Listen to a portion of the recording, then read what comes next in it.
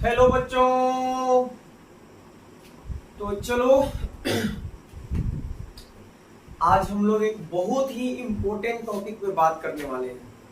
जैसे आप जानते हो मैं आपको केमिस्ट्री पढ़ाता हूँ, और जब हम केमिस्ट्री की शुरुआत करते हैं, रसायन विज्ञान की शुरुआत करते हैं, तो सबसे पहले हमारे दिमाग में जो बात आती है बच्चों, वो आती है पदार्थ, मैटर। तो पदार्थ के बारे में जब आपसे पूछा जाता है तो आप बचपन से पढ़ते आ रहे हो कि पदार्थ कहते किसे हैं। पदार्थ हमारी चारों तरफ जो भी वस्तुएं दिखाई देती है, जो भी चीजें दिखाई देती है, वो सब के सब कहीं ना कहीं पदार्थ से बनी है, मैटर से बनी है। और जब आपसे पूछा जाता है कि पदार्थ है क्या, तो हम बोलते हैं पदार्थ वे सारी चीजें जिसमें द्रव्यमान हो, जो जगह छेके, जो प्रतिरोध उत्पन्न करे, जो दाब डाल सके, जो अगर स्थिर हो तो उनको गति में करने के लिए कुछ बल लगाना पड़े, अगर गति में हो तो उसे रोकने के लिए कुछ बल लगाना पड़े, तो उन सारी चीजों को पदार्थ बोलते हैं। और हमारा जो, अगर हम बात करें ब्रह्मांड की, तो हम बोल सकते हैं कि हमारा ब्रह्मांड जो है पदार्थ से मिलके बना है। जो भी चीजें हैं, हम अपने आसपास जो भी चीजें देखते हैं या जिसकी कल्पना हम करते हैं, वो सब के बारे में अगर हम सामान्य सी बात सोचे तो बोलते हैं कि ये कहीं ना कहीं पदार्थ से बना हुआ है। अगर आपसे हम पूछे कि पदार्थ किससे बना हुआ है, तो आप सिंपली जवाब देते हो कि पदार्थ जो है वो एटम से बना हुआ है, परमाणु से बना हुआ है। और परमाणु को हम पदार्थ का सूक्ष्मतम कण बोल देते हैं। लेकिन बच्चों बाद में हम लोगों ने ये भी देखा, आज हम ये भी जानते हैं कि परमाणु को भी डिवाइड किया जा सकता है। परमाणु भी कई प्रकार के छोटे छोटे कणों से मिलकर बना होता है, जिन्हें हम फंडामेंटल पार्टिकल बोलते हैं। जैसे इलेक्ट्रॉन, प्रोटॉन, न्यूट्रॉन इत्यादि से मिलकर एटम बना होता है। तब आप बोलोगे कि पदार्थ का सबसे सूक्ष्मतम कण क्या है, तो आप बोलोगे इलेक्ट्रॉन, प्रोटॉन, न्यूट्रॉन। लेकिन बच्चों जब हम स्टैंडर्ड लेवल पे बात करते हैं, जब हम थोड़ा सा और ब्रह्मांड के रहस्यों को जानने की कोशिश करते हैं, पदार्थ के बारे में और डिटेल में जानने की कोशिश करते हैं, तो हमें पता चलता है कि इलेक्ट्रॉन, प्रोटॉन और न्यूट्रॉन भी कुछ पार्टिकल से मिलकर बने हुए हैं।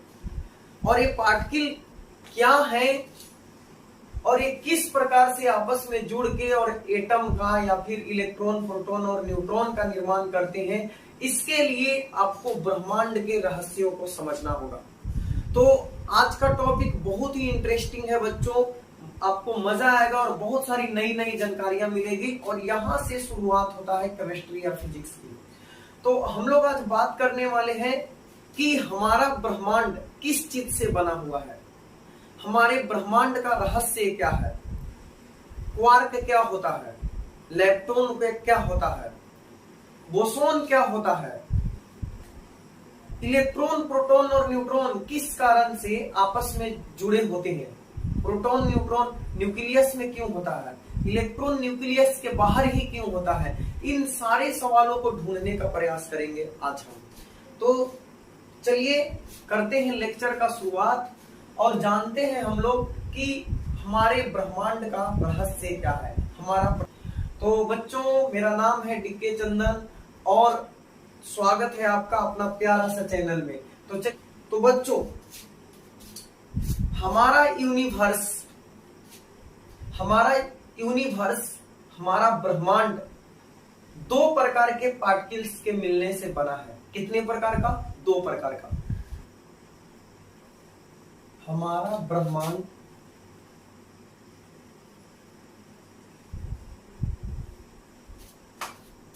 अपना जो ब्रह्मांड है, अनंत ब्रह्मांड, वो दो प्रकार के पार्टिकल्स के मिलने से बना है। अभी तक इन चीजों को हम लोग थोड़ा हायर लेवल पे पढ़ते थे। जब आप यूनिवर्सिटी में जाते हो तो ये सारी चीजें आपको पढ़ाई जाती है, लेकिन मैं आपको एकदम आसान भाषा में आज कोशिश करूंगा ब्रह्मांड के रहस्यों को समझाने का।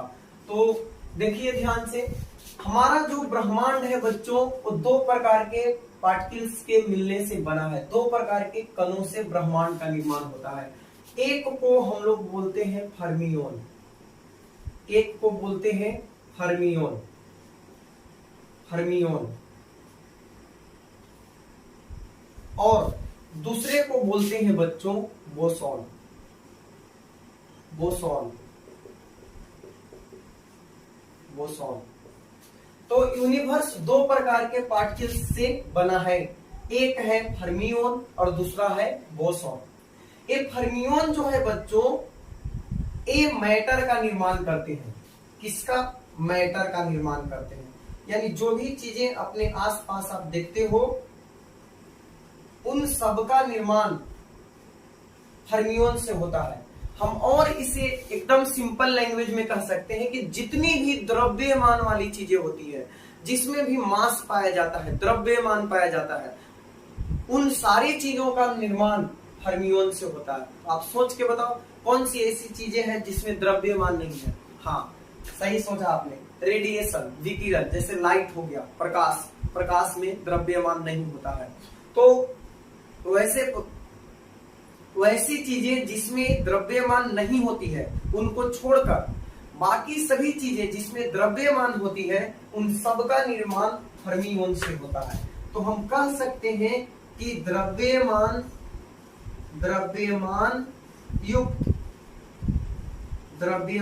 युक्त चीजों का निर्माण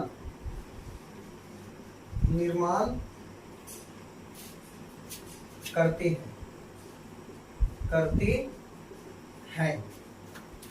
तो ये जो फर्मियोन होते हैं वो संसार के वे सारी चीजें जिसमें द्रव्यमान है उनका निर्माण करते हैं, अर्थात पदार्थ का निर्माण फर्मियोन से होता है। अब दूसरा है बच्चों बोसॉन। तो ये बोसॉन जो है ये ब्रह्मांड में जितनी प्रकार की फोर्सेस हैं, यानी बल उसके लिए उत्तरदायी होते हैं। जैसे ये जो पार्टिकल्स हैं ये आपस में जुड़ेंगे तो इन्हें जुड़ने के लिए कोई ना कोई फोर्स की आवश्यकता होगी। तो नेचर में जितने प्रकार के फोर्स एग्जिस्ट करते हैं, बल पाए जाते हैं, उन बलों के लिए रिस्पॉन्सिबल है बोसॉन। तो ये जो बोसॉन है वो चार प्रकृति में पाए जाने वाले चार प्रकार के बलों के लिए उत्तरदायी होते हैं। तो हमने अभी जाना कि हमारे ब्रह्मांड, हमारे यूनिवर्स का निर्माण दो प्रकार के पार्टिकल्स से हुआ है, दो प्रकार के कणों से हुआ है। आप भूल जाओ एटम।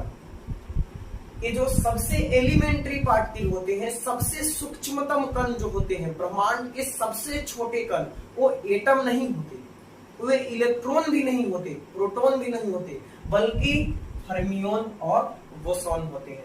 तो फर्मियोन जो होते हैं वो सारी द्रव्यमान वाली चीजों का निर्माण करते हैं और इन द्रव्यमान वाली चीजों को आपस में बांध के रखने के लिए कई प्रकार के बल होते हैं और उन बलों के लिए जो उत्तरदायी पार्टिकल होते हैं उन्हें हम कहते हैं बोसॉन। तो आई होप यहां तक आप लोग समझ गए होंगे। अब बढ़ते हैं हम बारी बारी से, फर्मियोन की बात करेंगे और बोसॉन की बात करेंगे। तो चलिए बच्चों, अभी सबसे पहले हम लोग देखते हैं कि व्हाट इज फर्मियोन, फर्मियोन क्या होते हैं और कितने प्रकार के होते हैं। सबसे पहले हम बात करते हैं फर्मियोन का।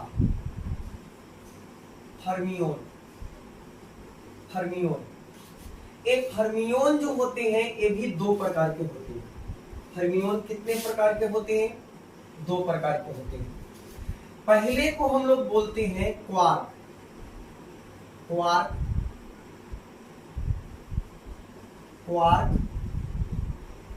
और दूसरे को बोलते हैं लेप्टॉन।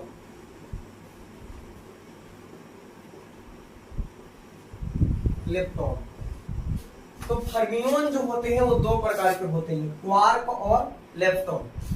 अब ये जो क्वार्क होते हैं बच्चों, क्वार्क एक क्वार्क 6 प्रकार के होते हैं।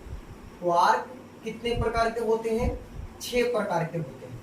कौन कौन होते हैं? देखिए, अप क्वार्क और डाउन क्वार्क 2 हो गया। उसके बाद चार्म होता है और स्ट्रेंज होता है।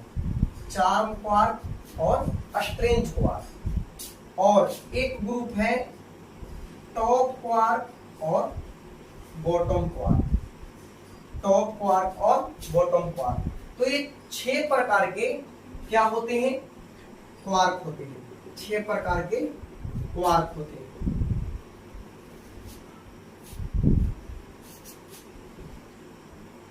6 प्रकार के क्वार्क होते हैं।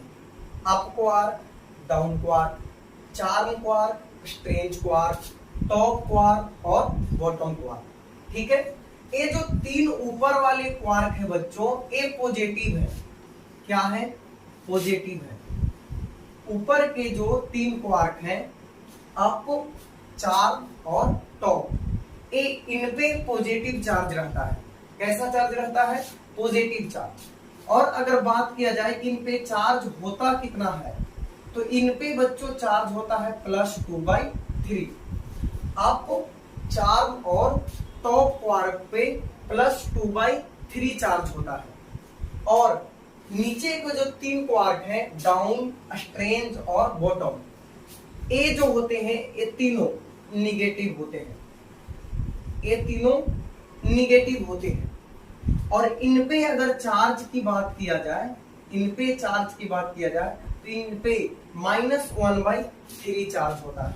तो ये जो होते हैं, फर्स्ट ग्रुप जो है वो पॉजिटिव है, और जो सेकेंड ग्रुप है डाउन, स्ट्रेंज और बॉटम का, वो निगेटिव है। और इस पे -1/3 और इस पे +2/3 चार्ज होता है। अब बच्चों, एक क्वार्क जो है, यही मैटर का, पदार्थ का सबसे छोटा पार्टिकल है। सबसे छोटा कण है क्वार्क। और क्वार्क से ही प्रोटॉन और न्यूट्रॉन का निर्माण होता है। फिर से सुनिए, क्वार्क ही किसी पदार्थ का सबसे छोटा पार्टिकल होता है, और क्वार्क से ही प्रोटॉन और न्यूट्रॉन का निर्माण होता है। तो अभी तक जो हम लोग मानते चल रहे थे कि इलेक्ट्रॉन, प्रोटॉन और न्यूट्रॉन जो होते हैं, वो पदार्थ का सबसे छोटे कण होते हैं, छोटे पार्टिकल होते हैं, फंडामेंटल पार्टिकल होते हैं। लेकिन वे भी कुछ बहुत सारे छोटे छोटे कणों के मिलने से बने होते हैं, जिन्हें हम बोलते हैं क्वार्क। और क्वार्क 6 प्रकार के हुए, अप, चार्म, टॉप, जिन पे पॉजिटिव चार्ज होता है, और कितना? +2/3। और डाउन, स्ट्रेंज और बॉटम, जिन पे निगेटिव चार्ज होता है, और कितना? -1/3। तो अब चलिए क्वार्क में थोड़ा सा और बात करते हैं, उसके बाद लौट के आएंगे हम लोग इलेक्ट्रॉन पे। ठीक है, तो लिख लीजिए इसको। अब इसमें बच्चों जे अपने पास 6 टाइप के क्वार्क थे, इनमें से 2 क्वार्क जो है, 2 क्वार्क अप एवं डाउन, अप एवं डाउन, ये दोनों जो क्वार्क हैं, अप एवं डाउन क्वार्क, ए पार्टिकल का निर्माण करते हैं। पार्टिकल का निर्माण करते हैं। तो ये अप एवं डाउन क्वार्क ही पार्टिकल का निर्माण करते हैं। कारण क्या है? क्योंकि इनका मास बहुत कम होता है, जिसके कारण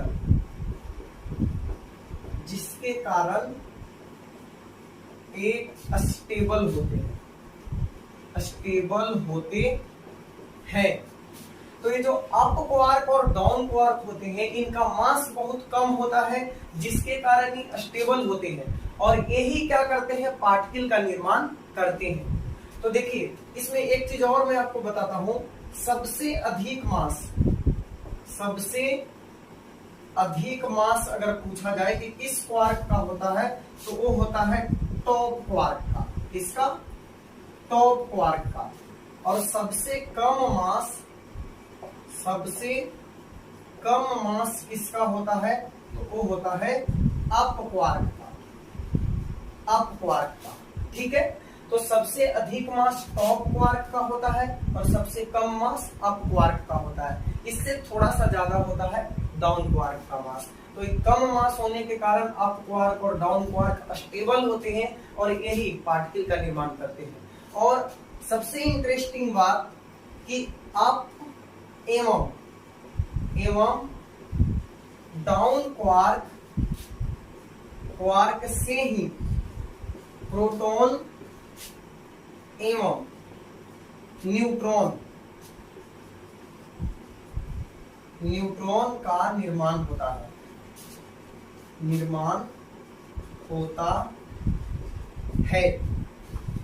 तो अप एवं डाउन क्वार्क से ही, समझना, अप क्वार्क और डाउन क्वार्क से ही प्रोटॉन एवं न्यूट्रॉन का निर्माण होता है। प्रोटॉन एवं इलेक्ट्रॉन का नहीं, प्रोटॉन एवं न्यूट्रॉन का निर्माण होता है अप एवं डाउन क्वार्क से। जैसे समझो, प्रोटॉन का निर्माण में दो तो अप क्वार्क होते हैं और एक डाउन क्वार्क होते हैं।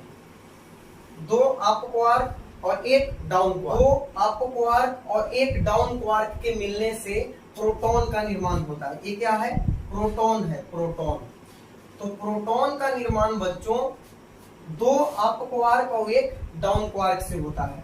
आप देखो, हम लोग सब जानते हैं कि इलेक्ट्रॉन पे निगेटिव चार्ज होता है -1, प्रोटॉन पे +1 चार्ज होता है और न्यूट्रॉन न्यूट्रल होता है। तो ये आता कैसे है?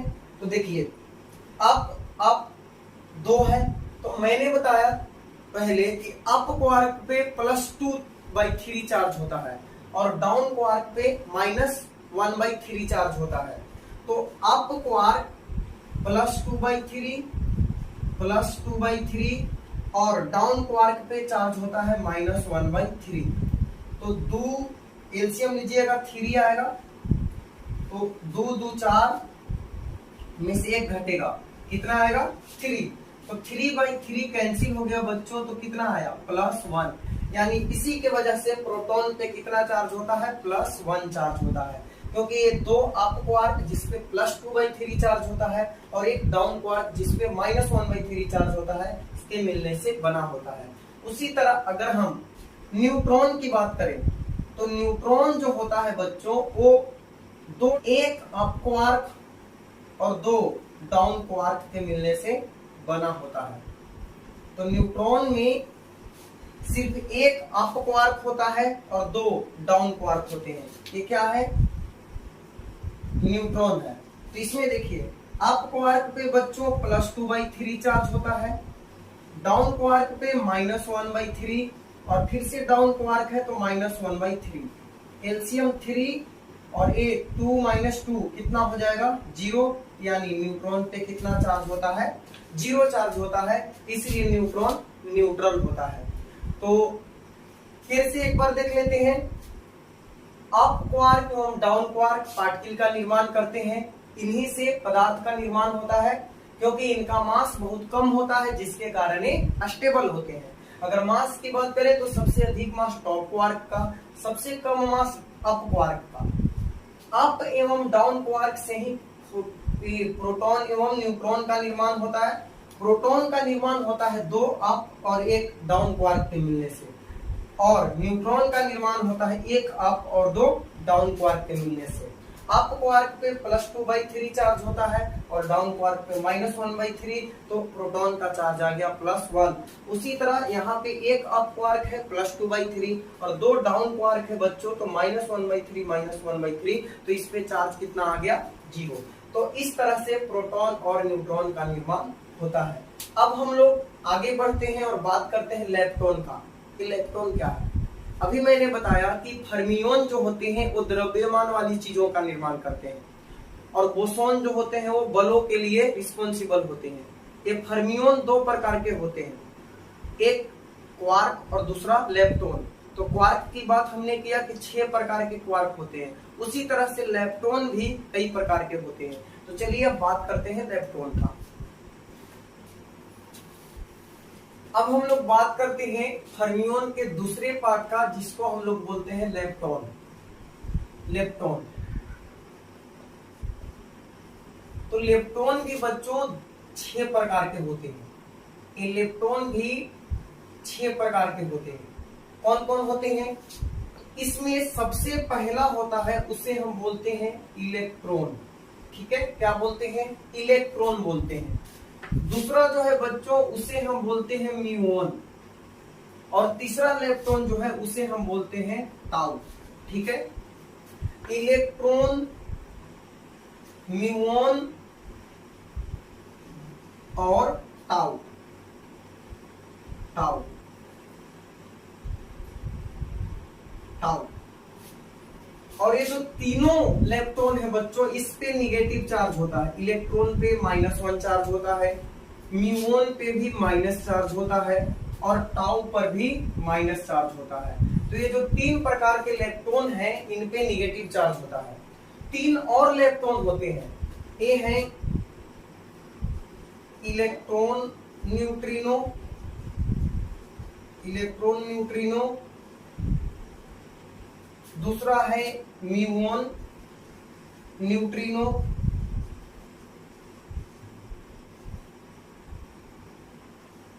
और तीसरा है ताउ न्यूट्रिनो। ताउ न्यूट्रिनो,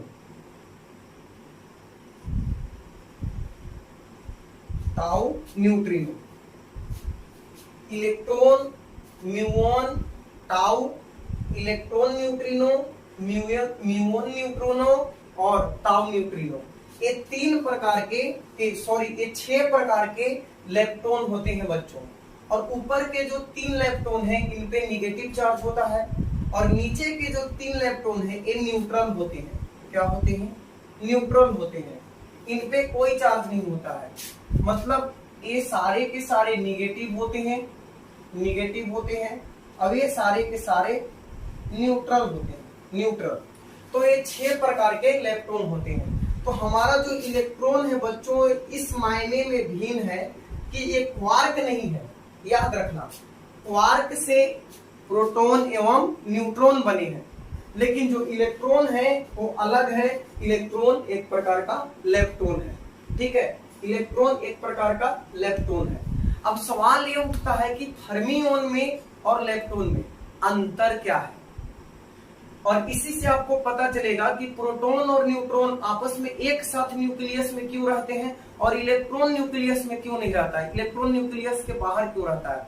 तो अगर इसको और थोड़ा सा जानना है कि इलेक्ट्रॉन न्यूक्लियस में क्यों नहीं एग्जिस्ट करता है, तो यूट्यूब पर मेरा एक वीडियो है, हाइजेनबर्ग अनसर्टेनिटी प्रिंसिपल, हाइजेनबर्ग का अनिश्चितता सिद्धांत, और वहां पे मैंने उसका यूज करके एक्सप्लेन किया है कि इलेक्ट्रॉन क्यों न्यूक्लियस में एग्जिस्ट नहीं करता है। वो मैथमेटिकली वहां पे प्रूव किया हुआ है, तो आप उसे भी देख सकते हो। और यहाँ से भी एक अलग रीजन मैं बताऊंगा, जिससे पता चलेगा आपको कि प्रोटॉन और न्यूट्रॉन न्यूक्लियस में एक साथ होते हैं, लेकिन इलेक्ट्रॉन न्यूक्लियस में नहीं होता है, वो न्यूक्लियस के चारों ओर चक्कर लगाता है। कारण क्या है भैया? तो हमने देखा कि जो हमारे पास फर्मियोन होते हैं वो 2 प्रकार के होते हैं, क्वार्क और लेप्टॉन। क्वार्क 6 प्रकार के होते हैं, जिसमें इंपॉर्टेंट है अप और डाउन, जिनसे प्रोटॉन और न्यूट्रॉन का निर्माण होता है। और इलेक्ट्रॉन भी 6 प्रकार के होता है, इलेक्ट्रॉन, म्यूऑन, ताउ, इलेक्ट्रॉन न्यूट्रिनो, म्यूऑन न्यूट्रिनो और ताउ न्यूट्रिनो। और इनमें हमें पता चला कि इलेक्ट्रॉन क्वार्क से नहीं बना है, एक अलग ग्रुप है जिसको हम लोग बोलते हैं लेप्टॉन। अब थोड़ा सा आपको मैं बताता हूँ लेप्टॉन और क्वार्क में अंतर, जिससे आप पता कर पाओगे, थोड़ा सा और क्लियरिटी आएगी। अगर हम बात करें कि क्वार्क और लेप्टॉन में अंतर क्या है बच्चों, क्वार्क और लेप्टॉन में अंतर क्या है, क्यों हम फर्मियोन को 2 भाग में बांट दिए, क्वार्क और लेप्टॉन में। तो सबसे पहली बात है कि क्वार्क के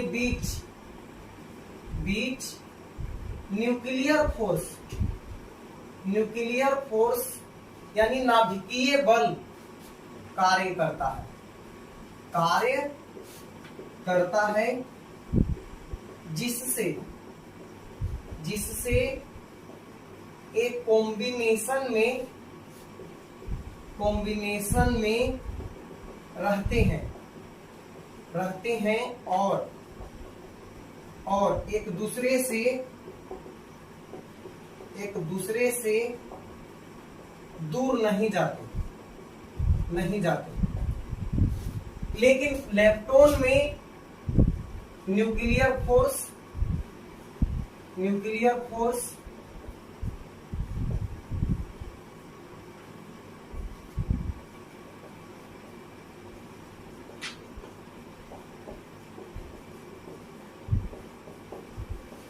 नहीं करता है। तो क्वार्क के बीच न्यूक्लियर फोर्स कार्य करता है, नाभिकीय बल, जो क्या करता है कि दो या दो से अधिक क्वार्क को आपस में बांध के रखता है। तो इसके कारण क्वार्क जो होते हैं कॉम्बिनेशन में रहते हैं और एक दूसरे से दूर नहीं जाते हैं। और यही कारण है बच्चों की प्रोटॉन और न्यूट्रॉन, चूंकि दोनों क्वार्क से मिलकर बने हैं और क्वार्क के बीच में न्यूक्लियर फोर्स, नाभिकीय बल कार्य करता है, और जिसके कारण वे एक दूसरे के साथ कंबाइन रहते हैं, एक साथ रहते हैं, नाभिक में रहते हैं और बाहर नहीं जाते हैं। लेकिन बच्चों लेप्टोन में न्यूक्लियर फोर्स कार्य ही नहीं करता है, यहाँ पे कोई बल कार्य नहीं करता है, जिसके कारण लेप्टोन अलग रहते हैं, स्वतंत्र रहते हैं। और यही कारण है कि इलेक्ट्रॉन न्यूट्रॉन और प्रोटॉन के साथ ना रह के बल्कि अलग रहता है, सेल में रहता है। एक चीज और डिफरेंस आप बता सकते हो कि यहाँ पे जो आवेश होता है, आवेश चार्ज जिसे बोलते हो, चार्ज, तो चार्ज जो होता है भिन्नांक होता है, भिन्नांक यानी फ्रैक्शन में होता है, फ्रैक्शन में होता है। जैसे आपने देखा था कि +2/3 और -1/3 होता है। लेकिन जो इलेक्ट्रॉन पे चार्ज होता है, यहाँ पे जो चार्ज होता है वो पूर्णांक होता है या फिर 0 होता है। जैसे आपने देखा था कि -1 या 0। तो बाकी तीन पे जो तीन जो इलेक्ट्रॉन थे, इलेक्ट्रॉन, म्यूऑन और टाउ, उनपे -1 चार्ज था। बाकी के जो इलेक्ट्रॉन न्यूट्रिनो, म्यूऑन न्यूट्रिनो और टाउ न्यूट्रिनो थे, इन पे 0 चार्ज था। तो इस तरह से आप बता सकते हो क्वार्क और लेप्टोन में अंतर। अब हम लोग बात करते हैं बच्चों बोसॉन के बारे में। बोसॉन हमने देखा था कि यूनिवर्स जो है दो प्रकार के पार्टिकल्स के मिलने से बना है, एक फर्मियोन और दूसरा बोसॉन। फर्मियोन को हमने देख लिया कि ये दो प्रकार के होते हैं, फर्मियोन, क्वार्क और लेप्टोन। क्वार्क 6 प्रकार के होते हैं और क्वार्क से प्रोटॉन और न्यूट्रॉन का निर्माण होता है। इसमें भी 6 में से अप और डाउन क्वार्क ही केवल प्रोटॉन, न्यूट्रॉन यानी पार्टिकल का निर्माण करते हैं। और लेप्टोन जो होते हैं वो भी 6 प्रकार के होते हैं, जिनमें इलेक्ट्रॉन इंपोर्टेंट है और इलेक्ट्रॉन पे -1 चार्ज होता है। ठीक है, तो ये चीज हो गया। अब हम लोग बात करते हैं बोसॉन। बोसॉन के बारे में आपको मैंने बताया कि जितने भी मास वाली चीजें हैं वो तो क्वार्क से मिलकर बनती है, लेकिन इन मास वाली चीजों को, इन द्रव्यमान युक्त कणों को आपस में बांध के रखने के लिए बल की आवश्यकता होती है। और ये जो बल होते हैं प्रकृति में मूलतः 4 प्रकार के बल होते हैं। वे कौन कौन है? Strong nuclear force, week nuclear force, electromagnetic force और ग्रेविटेशनल फोर्स। तो ये 4 प्रकार के फोर्स होते हैं बच्चों, और उन फोर्स का निर्माण किससे होता है? बोसॉन से होता है। तो चलिए बात करते हैं हम लोग बोसॉन का।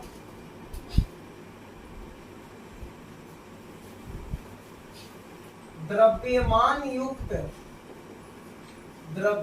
युक्त कणों, जैसे क्या बोला जाए, इलेक्ट्रॉन में द्रव्यमान होता है, प्रोटॉन में भी द्रव्यमान होता है, न्यूट्रॉन में भी द्रव्यमान होता है।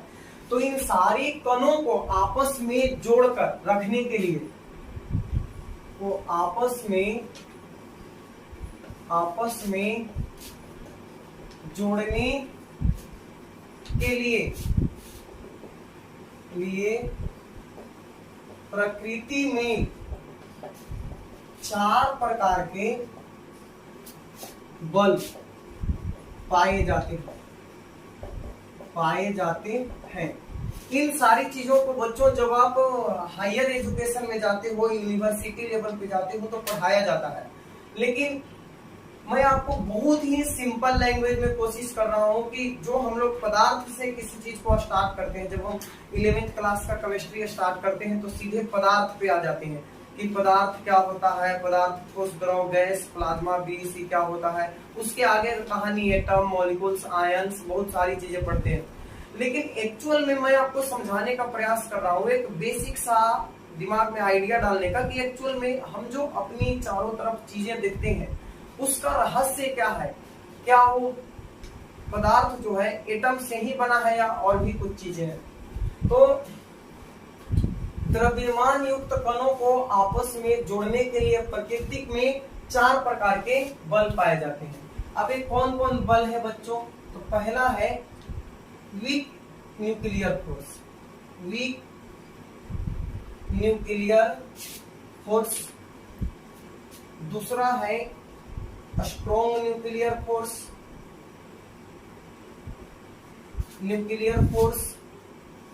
तीसरा है इलेक्ट्रोमैग्नेटिक फोर्स, इलेक्ट्रोमैग्नेटिक फोर्स। और चौथा है ग्रेविटेशनल फोर्स, ग्रेविटेशनल। तो ये 4 प्रकार के बल नेचर में पाए जाते हैं बच्चों। वीक न्यूक्लियर फोर्स या weak interaction, strong nuclear force या strong interaction, electromagnetic force and gravitational force. दुर्बल नाभिकीय बल, प्रबल नाभिकीय बल, विद्युत चुंबकीय बल और गुरुत्वाकर्षण बल। ठीक है, तो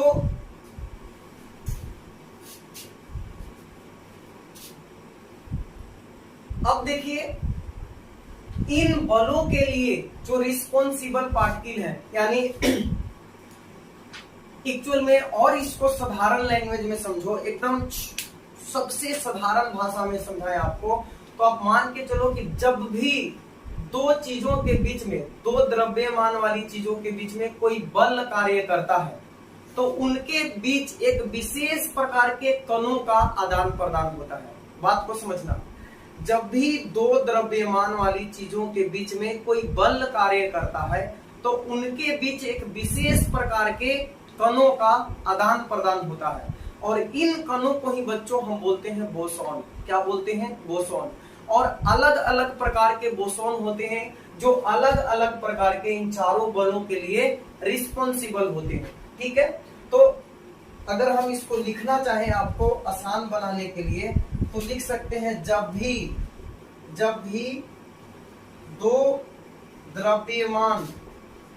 द्रव्यमान युक्त कणों के बीच कोई बल कार्य करता है तो उनके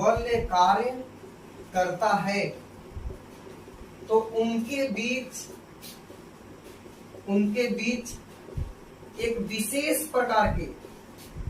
विशेष प्रकार के कणों का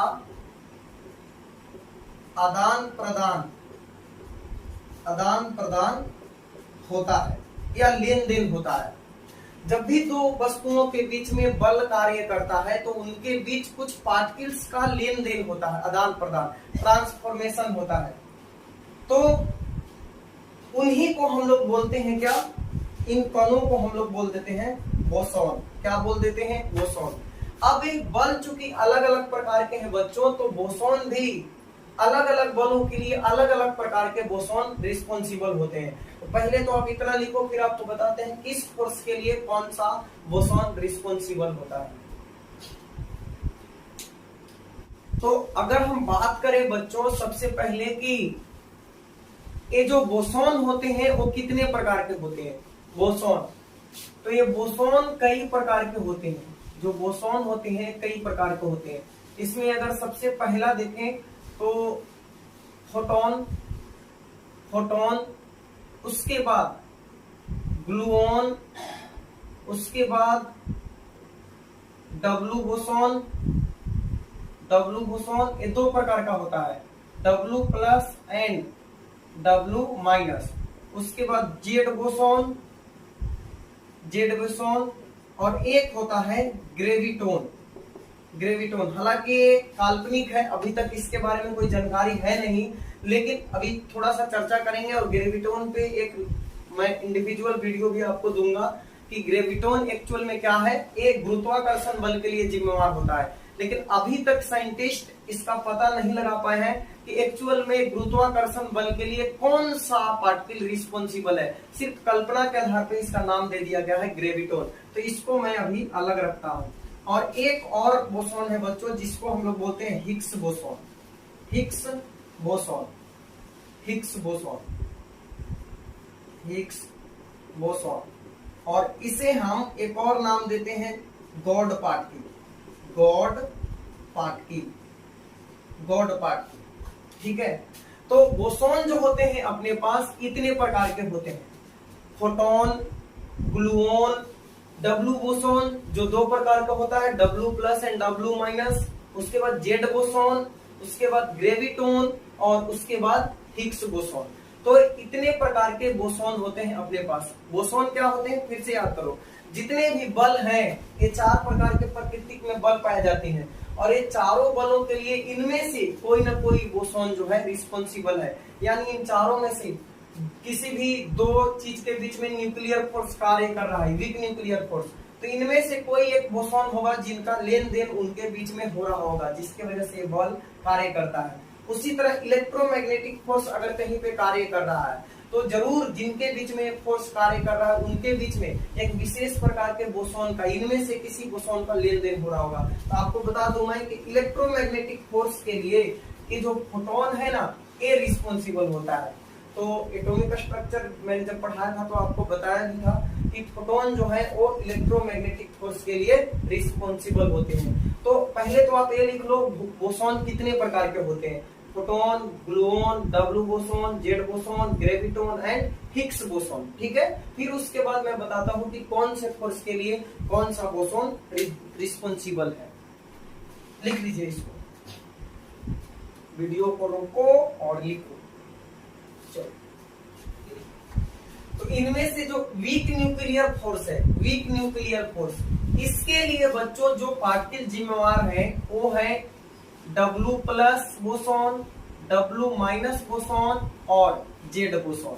ये जो 3 प्रकार के बोसॉन है, डब्लू बोसॉन जिसमें प्लस और माइनस होता है, और एक जेड बोसॉन होता है जो न्यूट्रल होता है। तो ये 3 प्रकार के बोसॉन जो है रिस्पॉन्सिबल है किसके लिए, वीक न्यूक्लियर फोर्स के लिए, दुर्बल नाभिकीय बल के लिए। ये नेचर में सबसे कमजोर नहीं होता, सबसे कमजोर ग्रेविटेशनल फोर्स होता है, लेकिन ये भी एक प्रकार का दुर्बल बल ही होता है, क्योंकि नाम ही है वीक न्यूक्लियर फोर्स। ठीक है, उसके बाद स्ट्रॉन्ग न्यूक्लियर फोर्स, ये जो बच्चों ये सबसे स्ट्रॉन्ग फोर्स होता है नेचर में, स्ट्रॉन्ग न्यूक्लियर फोर्स। और इसके लिए जो पार्टिकल जिम्मेवार है उसको हम लोग बोलते हैं ग्लूओन। तो ग्लूओन जो है वो रिस्पॉन्सिबल है किसके लिए, स्ट्रॉन्ग न्यूक्लियर फोर्स के लिए। उसके बाद जो इलेक्ट्रोमैग्नेटिक फोर्स है, विद्युत चुंबकीय बल, इसके लिए जो पार्टिकल जिम्मेवार है उसे हम बोलते हैं फोटोन। ठीक है, और जो ग्रेविटेशनल फोर्स है ए, इसे नाम दिया गया है ग्रेविटोन, लेकिन इसके बारे में अभी तक कोई जानकारी नहीं है। अर्थात अभी भी बच्चों रहस्यमयी बना हुआ है कि एक्चुअल में गुरुत्वाकर्षण बल होता क्या है और क्यों लगता है। ठीक है, तो ये ग्रेविटेशनल फोर्स आज भी वैज्ञानिकों के लिए रहस्य बना हुआ है, और अभी तक क्वांटम लेवल पे इसका खोज नहीं हो पाया है कि कौन सा पार्टिकल ग्रेविटेशनल फोर्स के लिए रिस्पॉन्सिबल है। लेकिन ऐसे ही सिर्फ इमेजिनेशन के आधार पर इसका नाम दे दिया गया है कि कोई ग्रेविटोन नाम का पार्टिकल है जो ग्रेविटेशनल फोर्स के लिए रिस्पॉन्सिबल है, लेकिन ग्रेविटोन क्या है इसकी जानकारी अभी किसी को नहीं है।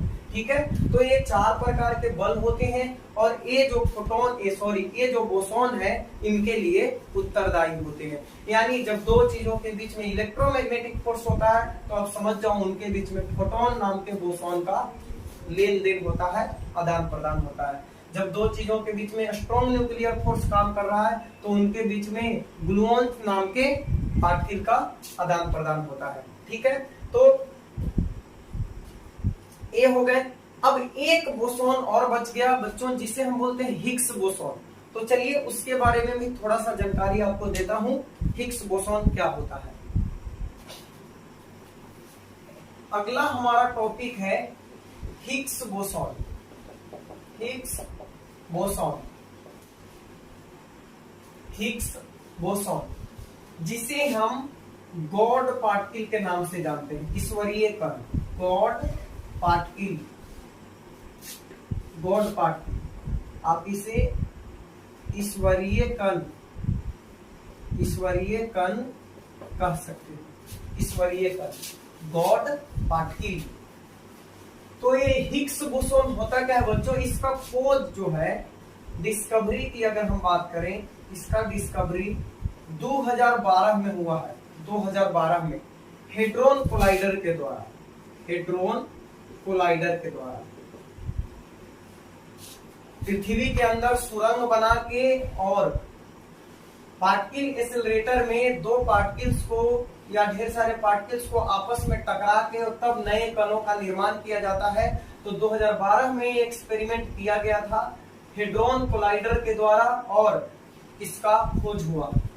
तो ये जो गॉड पार्टिकल, इसका नाम क्यों पड़ा या फिर इसे गॉड पार्टिकल क्यों बोलते हैं तो समझते हैं। लेकिन सबसे पहले याद रखना कि ये जो हिग्स बोसॉन है बच्चों, ये दुनिया का यानी ब्रह्मांड का, दुनिया का सबसे छोटा कण है, सबसे छोटा कण है।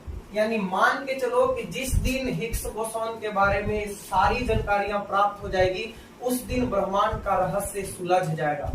लेकिन अभी विशेष जानकारी इसके बारे में भी नहीं है। तो दुनिया का सबसे छोटा कण है बच्चों हिग्स बोसॉन, जिसे हम गॉड पार्टिकल बोलते हैं। थोड़ा सा समझते हैं इसको डिटेल में। जैसे देखो, एटम में न्यूक्लियस होता है, ठीक है, और न्यूक्लियस के चारों ओर सेल में इलेक्ट्रॉन जो होते हैं चक्कर लगाते हैं। इलेक्ट्रॉन न्यूक्लियस के चारों ओर सेल में चक्कर लगाते हैं और ये जो न्यूक्लियस होता है इसमें प्रोटॉन प्लस न्यूट्रॉन होते हैं। न्यूक्लियस में क्या होते हैं बच्चों, न्यूक्लियस में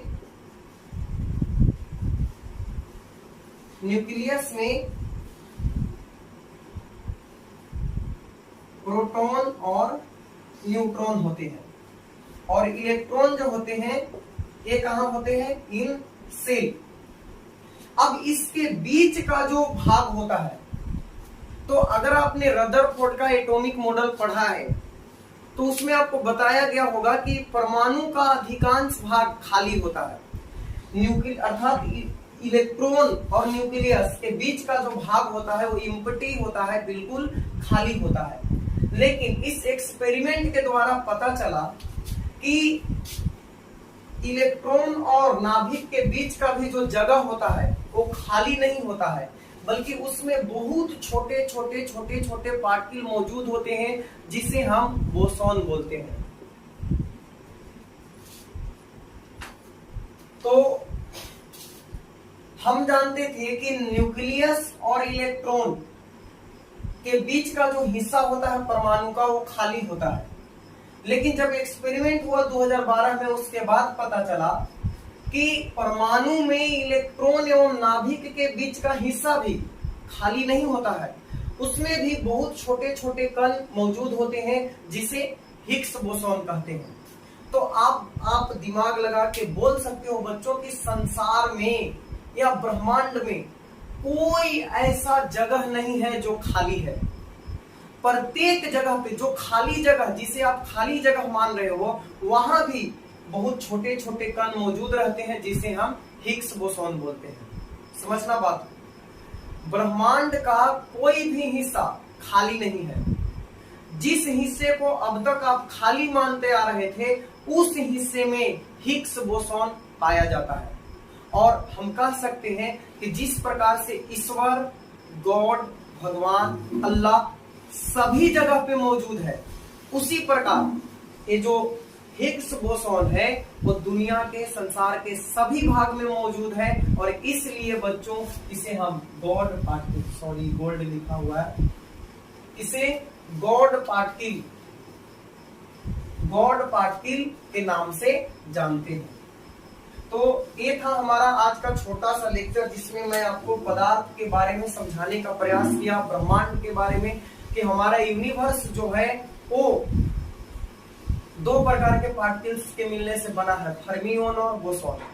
फर्मियोन मास वाली चीजों का निर्माण करते हैं और बोसॉन फोर्स का निर्माण करते हैं, यानी बलों का निर्माण करते हैं, जिससे द्रव्यमान युक्त कण आपस में बंधे रहते हैं।